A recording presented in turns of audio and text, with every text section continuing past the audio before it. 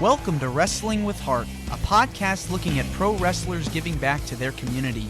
Join me, Stanley Carr, as I interview wrestling's hottest names who use their platforms as entertainers to raise awareness and do community service.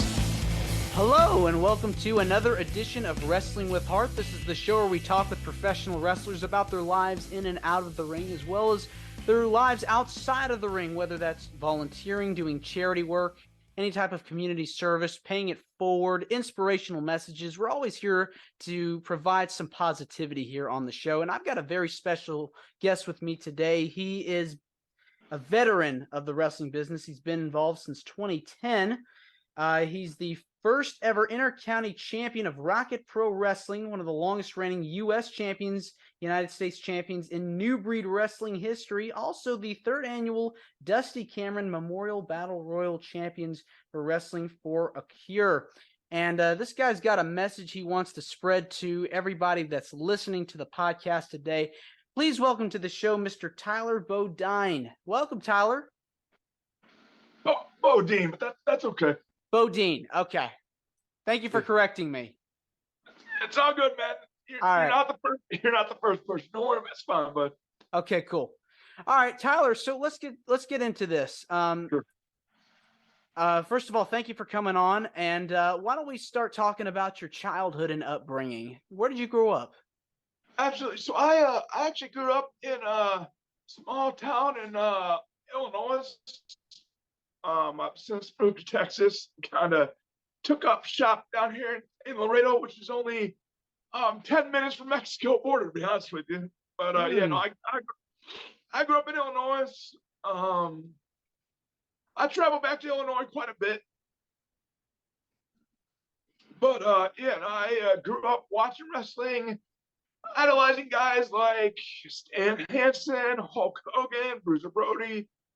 There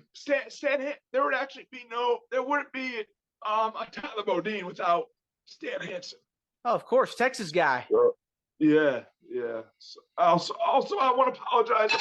I want to apologize for my voice. I had COVID back in 2020, and I lost my voice and never got it back fully. So, oh man. So now I just sound like a 12-year-old boy going through puberty, man. You know? Wow. Yes. That's horrifying. Very much so, yeah. Yeah. COVID, changed a lot of people's lives. I'm still, trying to get back up to where I was before the pandemic started, but like so many places shut down, the world just shut down in general. A lot of people just forgot how to live their life, and had to revert or do other things, pivot to doing things differently. And it's just, we're still trying to get back to that new normal. I mean, what was that like for you, adjusting when the pandemic first started? It sucked. Like, no wrestling companies were running, wrestling was shut down. And like, wrestling is my form of income. Like, it's what I do for a living. So being a pandemic definitely cost me a lot of money, to be honest with you. But I was able to manage it. Unfortunately, like I said, I was out of wrestling for a little while because, like you said, everything shut down. No wrestling companies were running, and everybody had to be, with that time it was like 100 feet from each other. Nobody could be. It was something crazy. Yeah. I mean, just the fact that you're not able to do what you love for a living, I mean, that had to have been heartbreaking. It was horrible, man. Absolutely. Yeah. So walk me through what happened. You said you got COVID in September of 2020. Is that when? No, November of 2020. November of 2020. Okay. Yeah. Wow. Yeah. Okay. So walk me through exactly how you got it. So, to be honest with you, I really don't remember how I got it. I was with my ex-wife at the time, and we both ended up getting COVID, and of course, she was pregnant at the time, which didn't help either. But I felt like I was gonna die. Like, I could hardly breathe. I could barely move. Um, I was basically in bed for 3 days straight. Oh my gosh. Yeah, it sucked. And then with my ex-wife at the time, getting COVID, and her having being pregnant with our daughter, I actually had to give her shots every day to prevent the baby from getting COVID. And that's so. I mean, that and force. I mean, I don't know if any other guys that had to do that with their significant other was pregnant at the time, but yeah, I had to give her a shot every day to prevent our daughter from getting COVID. And then, of course, when she was born, she just turned 2. But in the first 2 years of her life, she's had COVID twice. Yeah. That's unbelievable. I mean, if you're listening to this, it's important, because this has been a public health issue for a while. Go get your vaccine, get vaccinated. It's very important. If you don't know exactly if this can help save your life, I would highly recommend just doing your research. But I think it may not necessarily, prevent you from getting COVID, but it can definitely prevent you from going to the hospital and getting further ill. Wow, that's so sad. I'm so sorry you had to go through that. And your wife or ex-wife seems like a strong woman being behind you. Yeah, yeah, we kind of co-parent right now. Obviously we're divorced. She's moved on. But we co-parent for our daughter. So. Oh man. Yeah, I'm so sorry I had to go through that. That's terrible. If anybody's listening that has kids, whether you like your ex-significant other, your ex-husband, ex-boyfriend, ex-wife, ex-girlfriend, whatever it may be, if you have kids together, even if you hate each other, it's the best interest of the child to co-parent as best as you can. Because at the end of the day, it ain't about you or it ain't about your significant other. It's about that child. Definitely.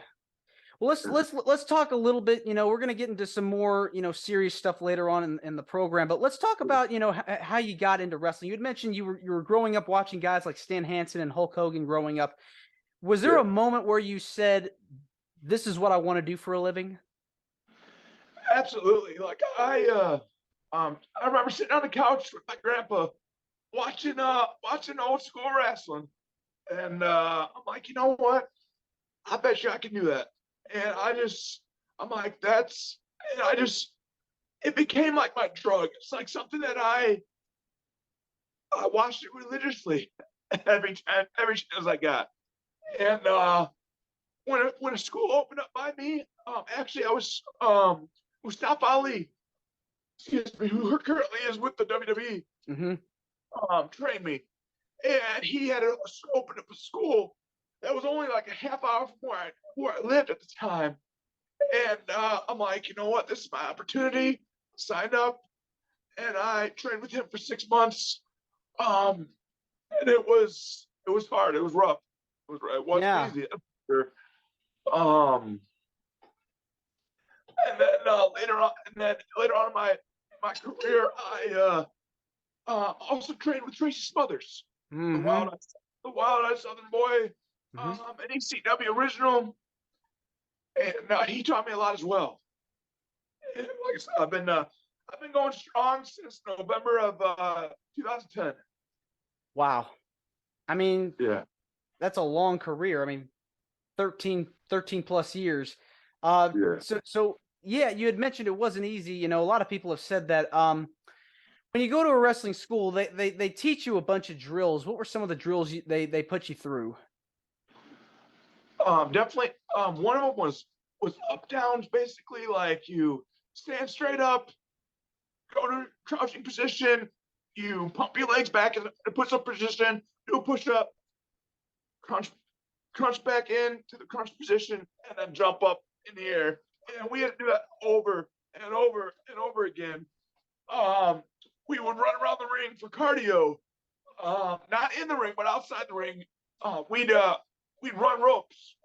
We'd hit the ropes back and forth, like I'd be going one way and another guy'd be going the other way. And if we hit each other in the middle, we'd have to start over. We just keep going and going until he said stop. And I mean that was killer cardio. Very good for conditioning though. Yeah. Um, Literally the first month was all cardio. We didn't even really start learning how to fall until the month two.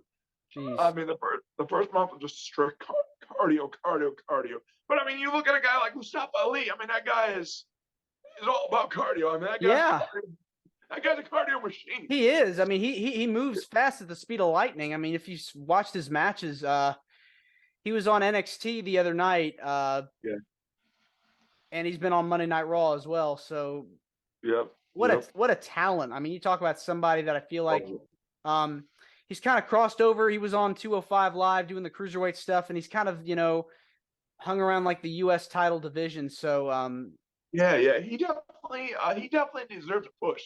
I mean, he does not get enough credit for what he's done. He's definitely does not get enough credit. Yeah. No. I mean, talk about one of the guys I feel like, should be respected and recognized for his hard work. That's a guy right there that I think, should get a title run at some point. Definitely. Okay. So you get started in the business. Tell me about like your first few matches. What were they like? They're horrible. Horrible. I knew how to wrestle, or in our terminology, I knew how to work, but I was really jittery. Still not really easy on my feet. Super, super nervous. I mean, there's still times I get nervous, but I mean, the first few matches were absolutely horrible. But obviously, as time went on, I improved. I got better. Now like I said, I've been doing it for November of this year. It'll be 13 years. Yeah, I mean, still going strong. I mean, even with getting COVID, I mean, it's amazing to see that you're still able to do it. Who are some of your favorite opponents that you've worked with? The Wild Man Beast is one of them. He, if you look up Abdullah the Butcher and the Wild Man Beast, literally they could be father and son. Chief Atakulakula has an Indian gimmick out of Iowa, legend on the independent scene. I've wrestled Tracy Smothers before. I've been in the ring with Big Beef from AAW in Chicago.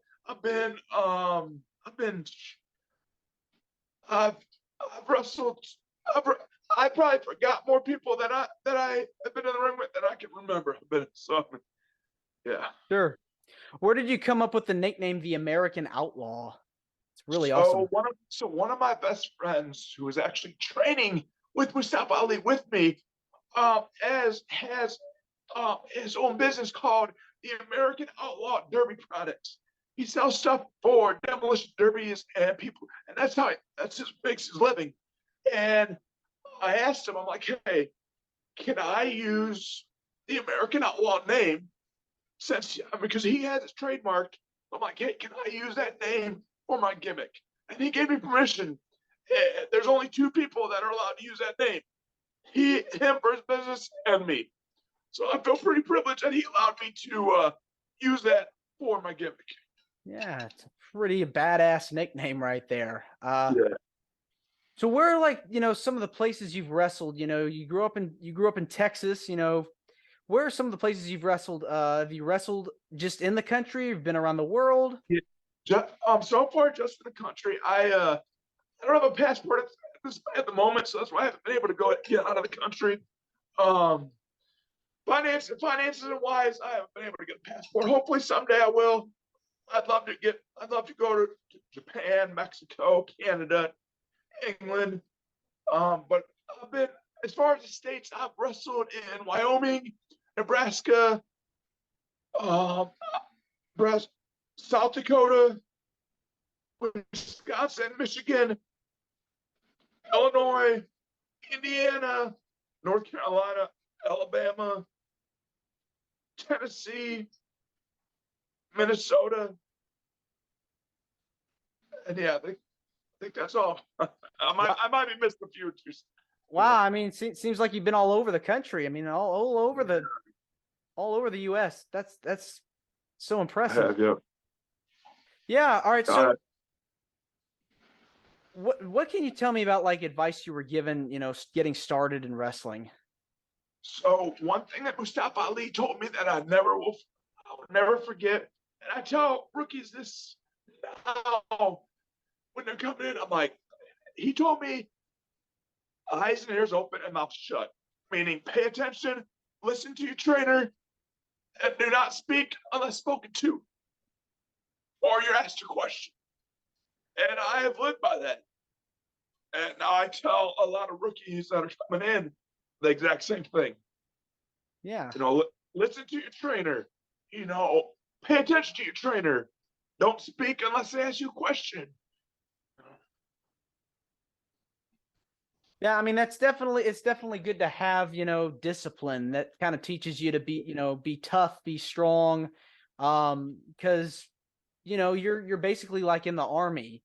Yeah, You're learning how to take orders from your drill sergeant or your commander in chief, and yep, you have to abide by those orders, absolutely. so you move up.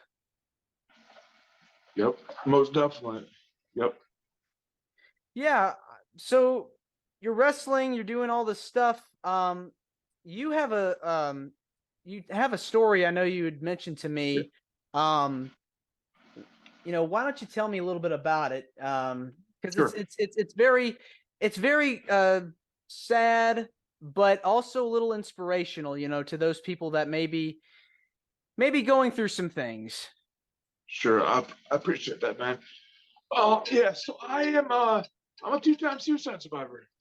I um I used to be an alcoholic, and I was addicted to prescription painkillers, specifically Vicodin and Norco.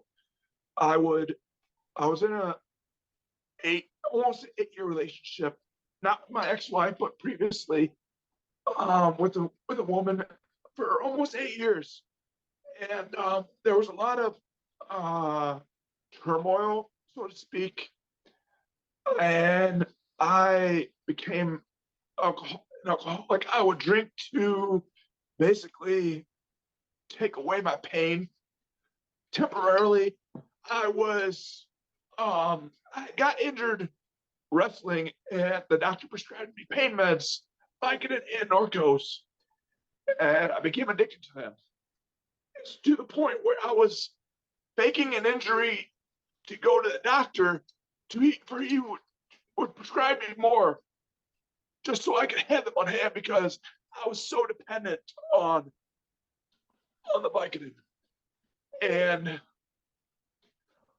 um, I struggled with mental health a lot. I was never really diagnosed until recently.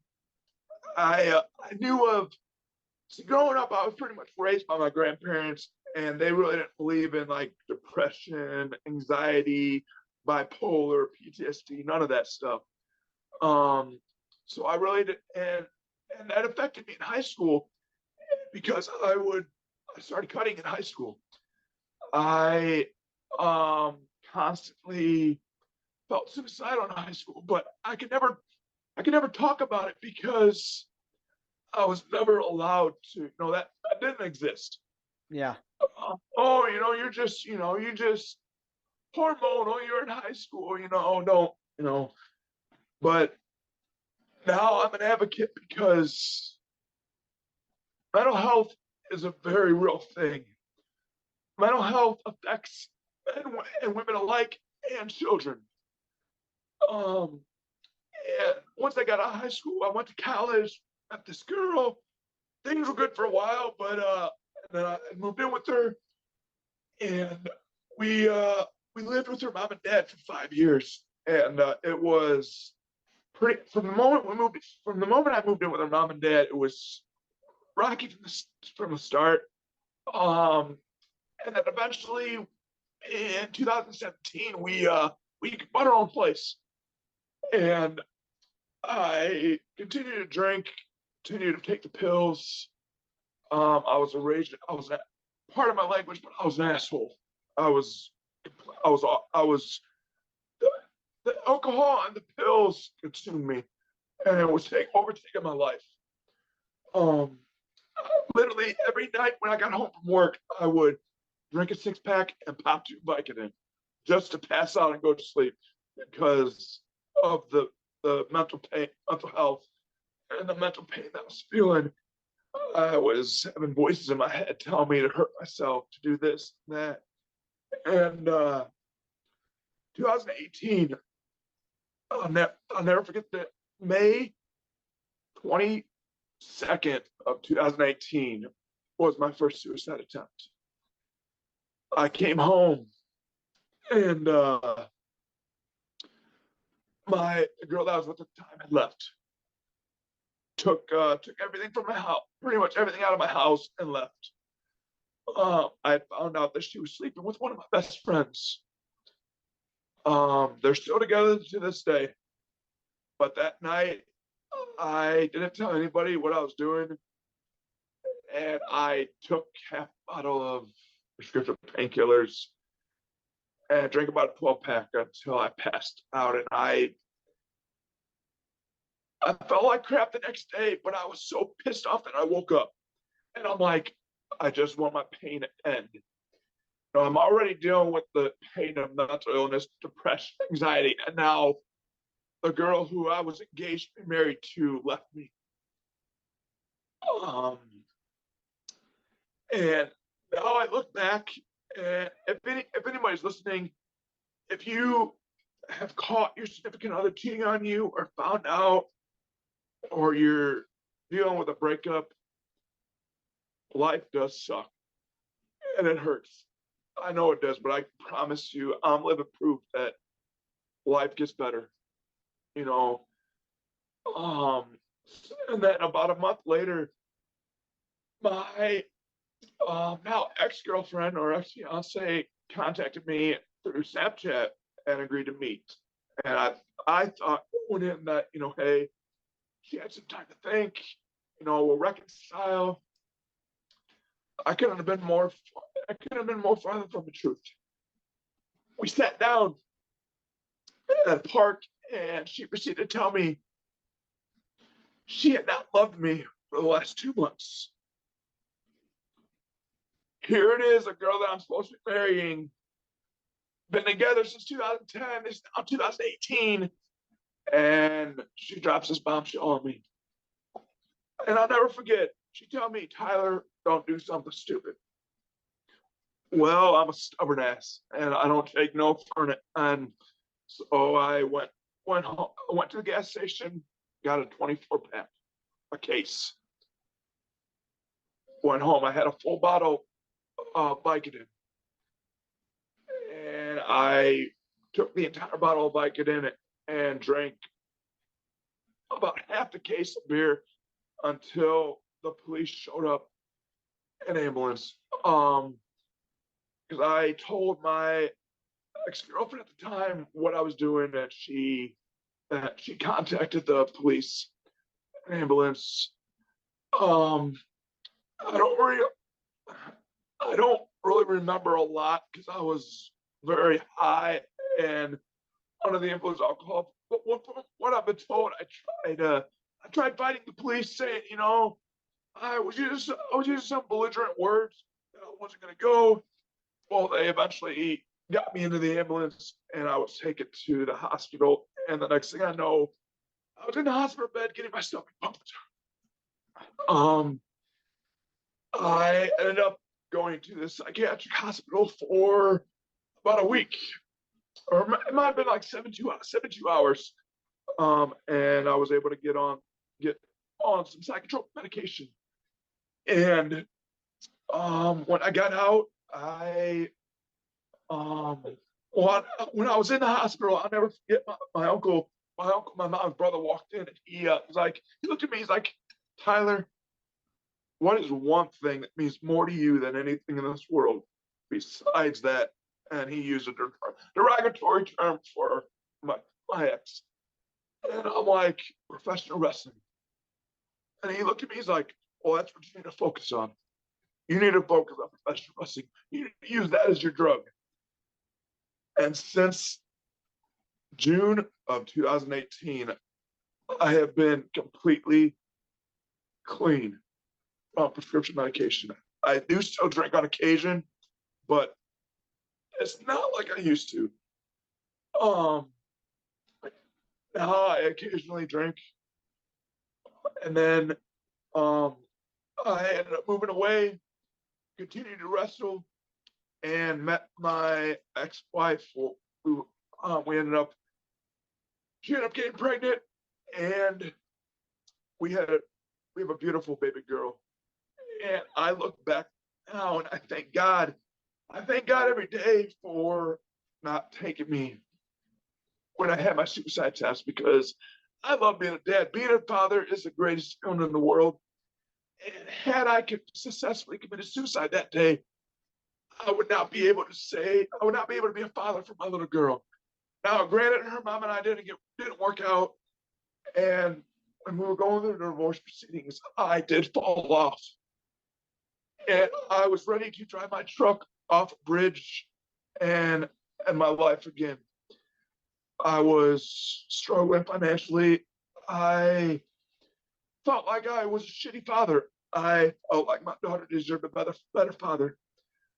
And I found God again because I recently lost faith in God after the divorce. And I found my faith in God again.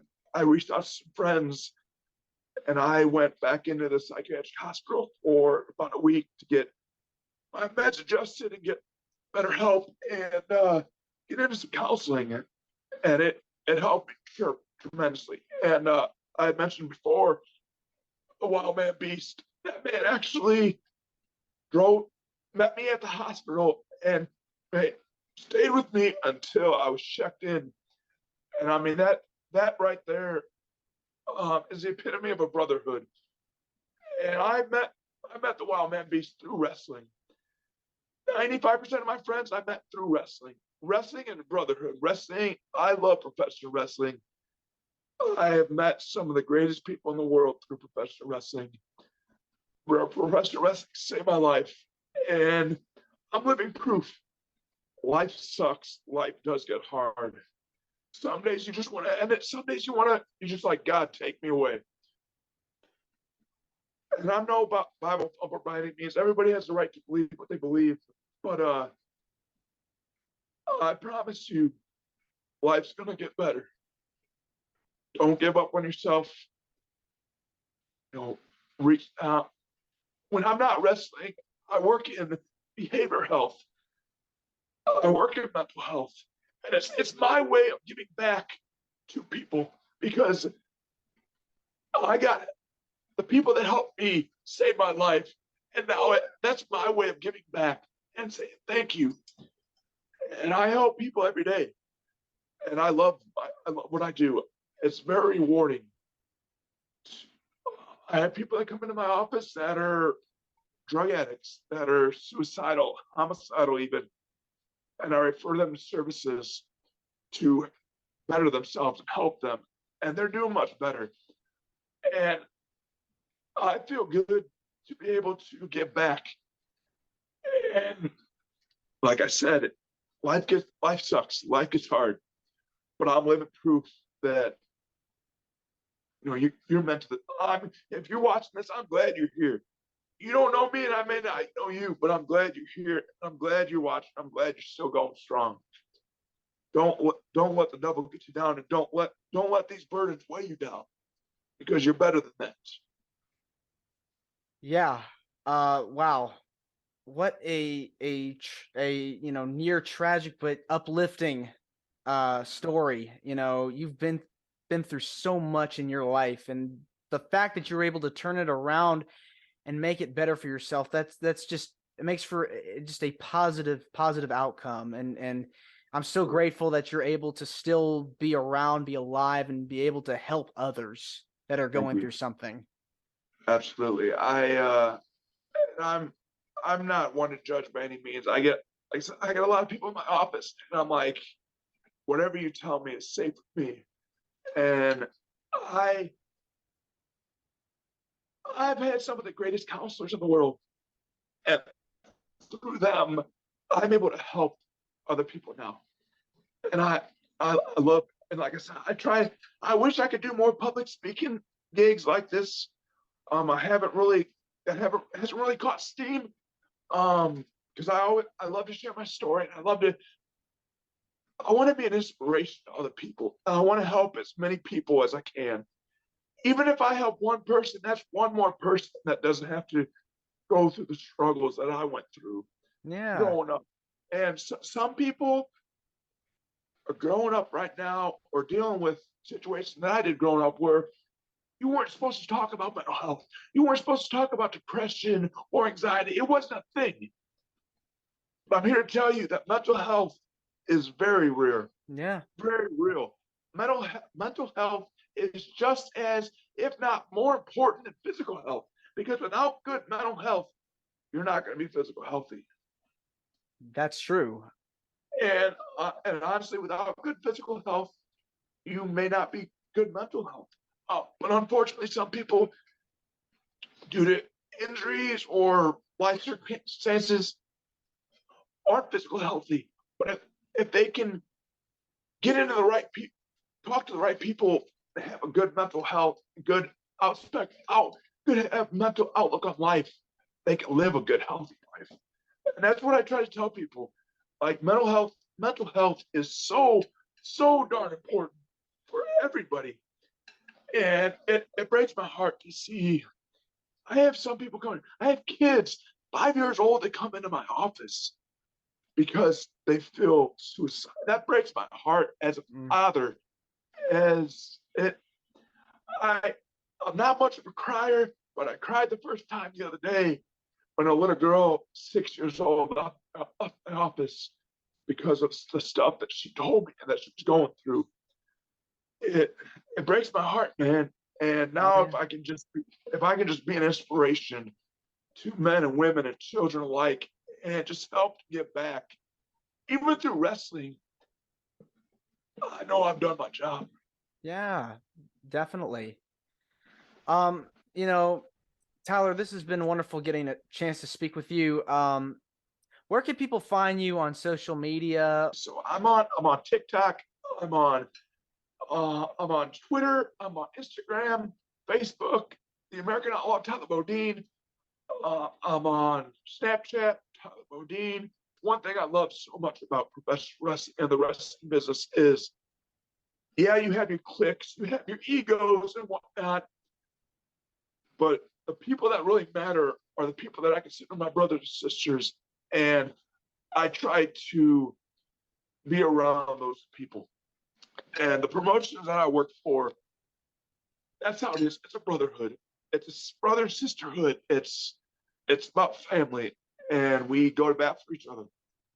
And through my struggles with mental health, Scott Zai is one of the guys that have been there for me as somebody to talk to, somebody to confide with.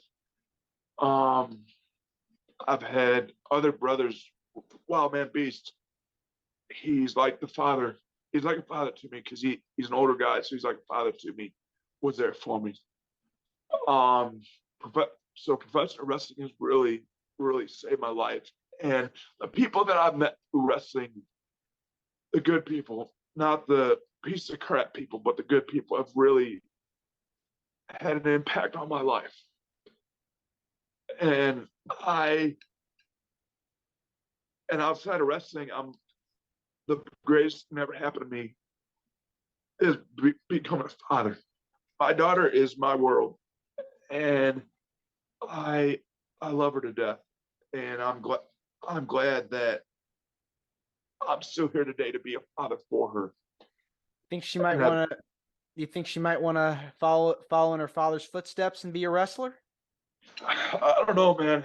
I see how some of these women are treated in wrestling business nowadays, and unfortunately, not all the women are treated respectfully and appropriately. So I don't know. I mean, obviously, she's going to know how to defend herself, and she's going to know how to beat people up. But she's going to also know that bullying is not allowed, but you are allowed to defend yourself. Yeah. Well, Tyler, Go Tyler, ahead, sorry. no. I was just gonna. If you had this, if you had something you wanted to finish, you could finish what you were about to say. Oh, I'm good, man. All right. Well, Tyler, thanks again for coming on. It means a lot to me, and you're more than welcome to come back on anytime. I appreciate it, man. Is there a way I would be able to share this on my page, or could you? Yeah, maybe tag me in or- absolutely. This is Wrestling with Heart. I hope you found this podcast to be informative and entertaining. If you did, please hit the subscribe button and look out for the next edition.